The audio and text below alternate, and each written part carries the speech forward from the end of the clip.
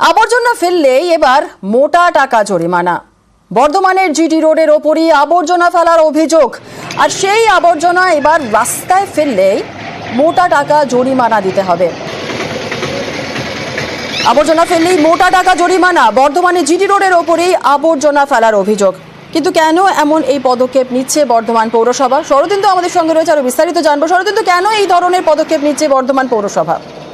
দেখো জুনেলা, যেটা হচ্ছে বর্ধমান শহরের বলা যায় মূল শহরের প্রবেশদ্বার এই যে জিটি রোডের এই এলাকা, যেখানে রেল ওভারব্রিজ হয়েছে এবং তার পাশে দীর্ঘদিন ধরে সবসময় আবর্জনা ফেলা হচ্ছে। পৌরসভার বক্তব্য যে সকাল পর্যন্ত আবর্জনা যদি রাখা হয় তাহলে সেটা 11টার সময় তা সরিয়ে নিয়ে যাওয়া হয়, কিন্তু দেখা যাচ্ছে তারপরও দিনভর সেখানে আবর্জনা ফেলে চলে যাচ্ছে এই এলাকার বাসিন্দারা, ব্যবসায়ীরা। এর ফলে এই এলাকা সবসময় একেবারে প্রতিগন্ধময় হয়ে থাকছে, বাসির দূষণ ছড়াচ্ছে। তাই বাসিন্দারা বারবার অভিযোগ করছিলেন যে এই ব্যাপারে ব্যবস্থা নেওয়া, এবং এখানে সিসিটিভি ক্যামেরা পর্যন্ত লাগানো হয়েছিল যাতে কারা এই আবর্জনা ফেলে যাচ্ছে তা চিহ্নিত করা যায়।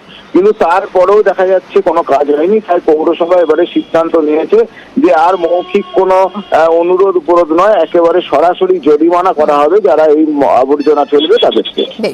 ধন্যবাদ। বন্ধ হচ্ছে, লোক হাঁটতে চলতে অসুবিধা হচ্ছে। শহরের মধ্যে একটা মেন জায়গা, এখানে থাকাটা কোনো যুক্তি নেই। ফেলে দিতে হবে, রোজেরটা রোজ ফেলতে হবে। পরিষ্কার করা, পৌরসভার পরিষ্কার করা উচিত। এটা তো পুরসভার দিক থেকে ঠিক করা উচিত, রাস্তাটা যাতে ঠিকঠাকভাবে চলে।